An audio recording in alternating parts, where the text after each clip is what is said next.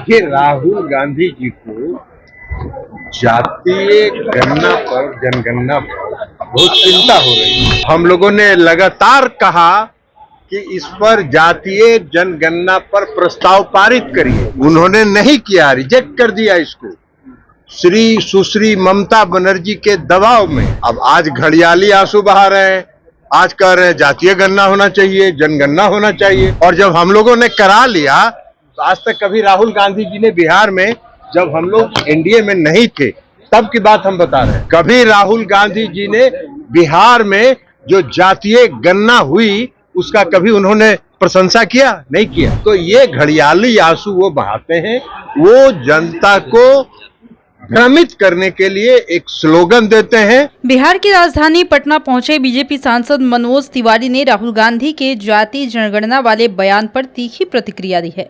मनोज तिवारी ने राहुल गांधी के मानसिक स्वास्थ्य पर सवाल उठाते हुए उनकी जांच की मांग कर दी। मनोज तिवारी ने कहा कि राहुल गांधी खुद अपनी जाति पूछे जाने पर भड़क जाते हैं, लेकिन दूसरों से जाति पूछने से नहीं चूकते। उन्होंने कहा कि राहुल गांधी का मानसिक स्वास्थ्य परीक्षण होना चाहिए। दूसरी ओर केंद्रीय मंत्री ललन सिंह भी राहुल गांधी पर पलटवार किए। उन्होंने क्या कुछ कहा है वो सुनिए। नया पेंशन स्कीम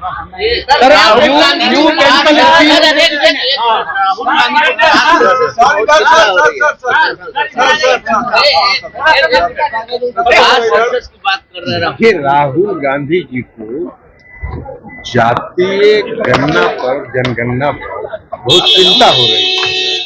और बिहार में माननीय मुख्यमंत्री नीतीश कुमार जब जातीय गणना कराया और उस समय हम लोग INDIA में थे, 2 बैठक हुई मुंबई में, बेंगलुरु में। हम लोगों ने लगातार कहा कि इस पर जातीय जनगणना पर प्रस्ताव पारित करिए, उन्होंने नहीं किया, रिजेक्ट कर दिया इसको सुश्री ममता बनर्जी के दबाव में।